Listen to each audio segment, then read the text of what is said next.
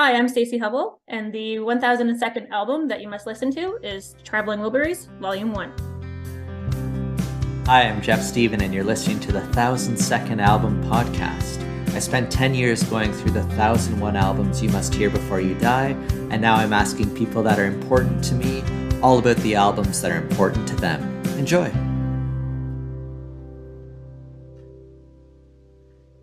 This is the 1002nd Album podcast. I'm Jeff Stephen, and I'm particularly excited for today's episode. For my guest today is an exceptional English educator, a inspiringly voracious reader, and just a overall wonderful example of choosing kindness. Please welcome Steacy Hubble.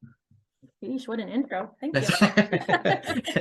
And it's all true as well. And the album of choice today is Traveling Wilburys Volume 1. And my first question would be, so for Steacy Hubble and the Traveling Wilburys, when did the journey begin? Well, Volume 1 came out in 1988, so I would say that's when my journey with them started. You know, growing up, you're always exposed to the music of your parents. So I actually took a minute to call my mom and I was like, wait, who was the Traveling Wilburys fan? Was it mom? Was it dad? And my mom said, well, I really liked Roy Orbison. So it just seemed natural to like the Traveling Wilburys. And your dad, I think he just liked everyone. So what it reminds me of, or what my connection is connection with my family, like the Sunday morning breakfast where my dad would be cooking bacon. We'd be listening to it. We'd have road trips to hockey games for my brothers and we'd be listening to it. It was either Traveling Wilburys, Bruce Springsteen, Waylon Jennings, Willie Nelson, that sort of thing. So yeah, that's how it originally started. I was 8 years old and still love it and still listen to it. And I think I told you this the other day that I finally got a record player and I was like, ooh, what could the first vinyl be? And I was like, well, I definitely need to get Traveling Wilburys and Bruce Springsteen, Born in the USA. So those were the first two that it just seemed natural. For sure. And I think those are both an excellent foundation to a record collection, but also sounds like it would be a great soundtrack for all those various childhood experiences for sure. Nice. So I guess you mentioned, so there's Roy Orbison and all of them, and I gather this particular supergroup, they only actually had 2 albums. So and I love the story that it's Volume 1 is this one, and then the second album was called Volume 3 to sort of skip the pressure of doing a sophomore album, which is just brilliant. Yeah. But what is it about this album in particular that makes it a standout for you over, say, maybe a solo album from one of the group's members? Well, I went and I listened to Volume 3 for a bit today just to kind of be like, okay, like what is the difference? And I guess I didn't really listen to Volume 3 very much growing up. With Volume 1, you can tell that they're all just hanging out, having fun, playing some music and having a good time. Volume 3, they're missing Roy Orbison because he passed away in '88. So that was I think a big part of it. So even just listening to Volume 3, it's different. It doesn't sound as fun and upbeat as the other stuff. I think you can listen to any of them for the most part on their own and their own albums and your fans. So then when you put them all together, you're like, oh my gosh, yes, of course, it makes sense. For sure. And and you're right, it would be, I think part of what made this special was that it was the dynamic of the 5 of them. And if you take one of them out of the equation, then yeah, you won't have the exact same feel for sure. Yeah. And speaking of those guys, so they I think of them as the boys in the band.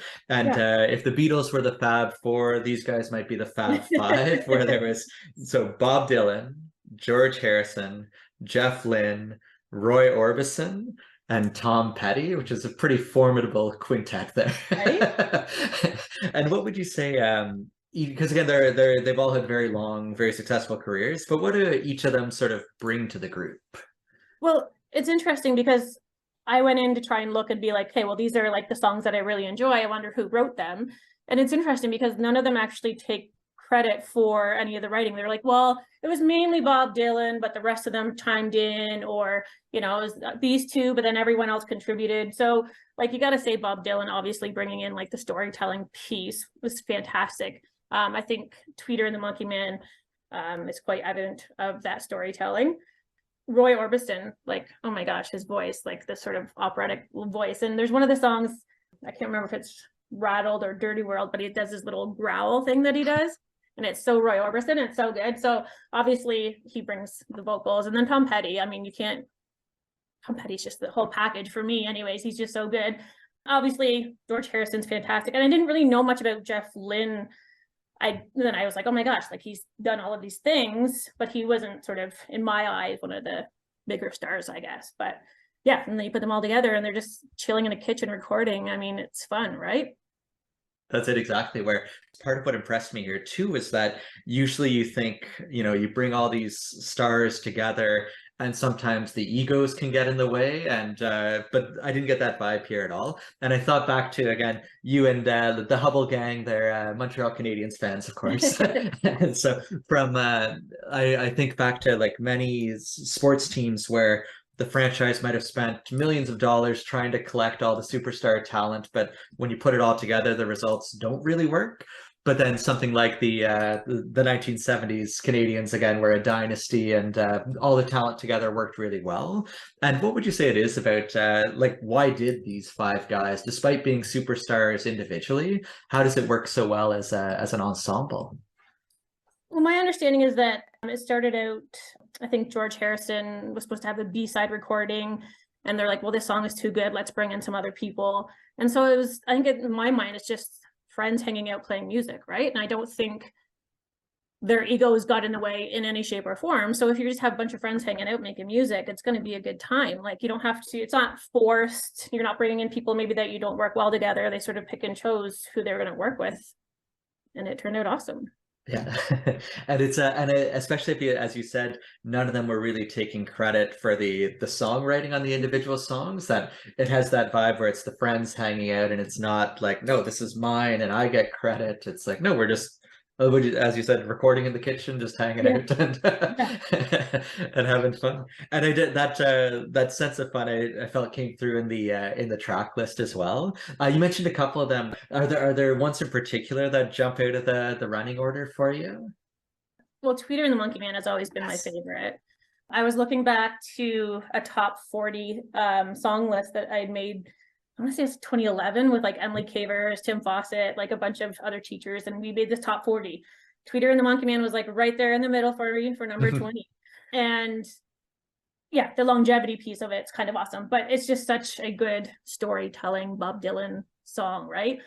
And it was interesting because I was listening to it today, and my husband was like, wait, he's like, the version I listened to says something about high school in Kingston. And I was like, okay, so if you're listening to the Headstones, which fair, is good, not nearly as good as the Traveling Wilburys version, that's for sure.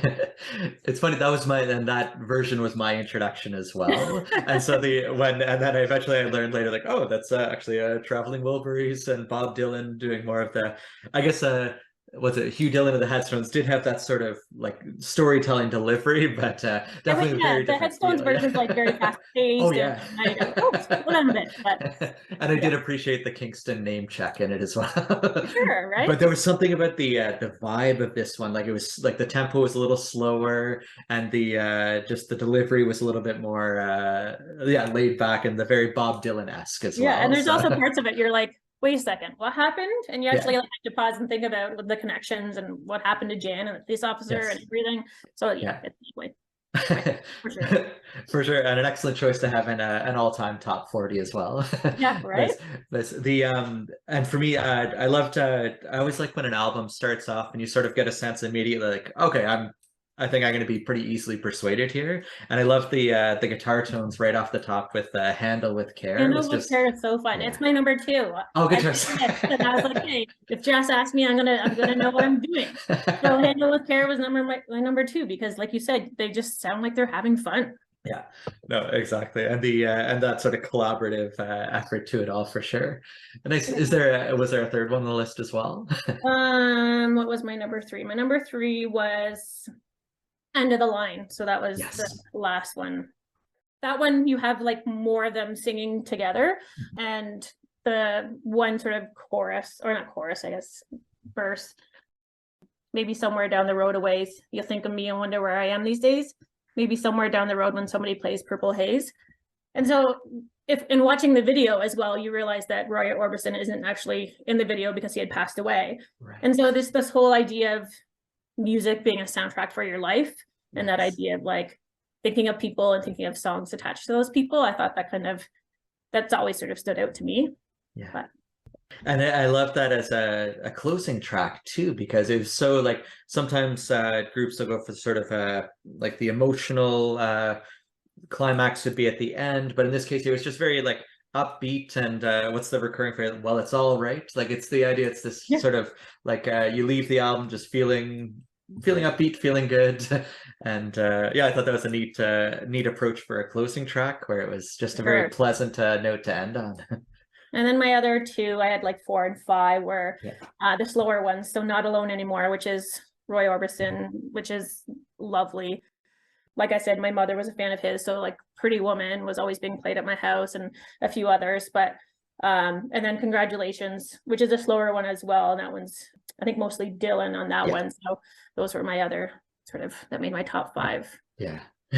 There's some others in there, like they're all lovely. Like Stella asked me, she's like, "Mommy, what are you gonna choose?" And I was like, "Well, that's my problem, that I have to pick something that I like to listen to from beginning to end." Yes. And she's like, "Well, what about the Arkells?" And I was like, "Okay, I like the Arkells, but I've been listening to this album since I was 8 years old, and I still throw it on, listen to it from beginning to end, and love it. So all of the songs are so good." No, I would agree with that too. And it'll be neat to see in 20 years if our kids end up choosing one of the Arkells albums. Right? It's something that, because that's what they grew up with. So hopefully it has that meaning attached to it as well. And I love the just to give the other ones a bit of a shout out too. Yeah. I loved it was funny with Dirty World. Again, it had that vibe which I hadn't picked up on at first, but just of the taking turns, everyone's participating, how like when it gets to the end where they're sort of saying he loves your dude and then fill in the blank of whatever comes next, how it's they seem to be just taking turns where Tom Petty will say bottled water and then George Harrison will say something else. I just read somewhere, and I don't like, I mean, it's on the internet, who knows if it's true, but because they were having so much fun just playing around, that somebody just threw a couple of magazines at them and they said, pick out lines and sing them. And so that's how you end up with like fuel injector and stuff. All right, interesting. Refrigerator, I think. So I was like kind of like reading into it, maybe in a little relaxed way, but whatever. It's just whatever vocabulary. Yes, whatever was thrown out there. Oh, that's fun. And just the different sort of, and maybe it's a part of them coming from 5 sort of different musical backgrounds, how just that run of songs on the first half, I guess if you got the record on the first side of the record as well, how it's got the rattled has that nice shuffle feel to it, and then Last Night's got like right into the sort of really nice upstrokes in Last Night, just a nice really neat, fun little story for that one too, right? When just a guy hanging out in a bar and the girl and then coming back. But just all in all, a lot of fun all around. And it was one I wasn't too familiar with going in, but I was reading I guess they have sort of alter egos for this as well, where they're each a Wilbury. I feel like they wanted it to maybe catch on or go a little bit further than it did. But even when I opened up the album, it has like a history of the traveling Wilburys, and it's like this made up story. And I'm like, okay, so that part didn't catch on for me, but I thought it was interesting that was something they decided to do. Yeah. Just all the various characters have a backstory, I guess. Right? I like it. Nice.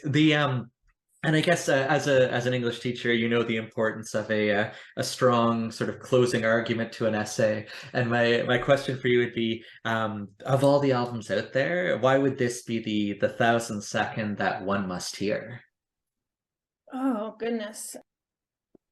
Like I said, I just listening from beginning to end, every song is different, but every song is so good. And like, I know we've said this 1,000 times already, but you can just sort of see that they're having fun listening to it. So when I'm listening to it, I'm like cleaning the house and cooking in the kitchen and things like that. And just in like turning those mundane tasks into things that I'm enjoying. And I don't know how it comes through their music, but it does. And so I can't help but have a good time when I'm listening to it.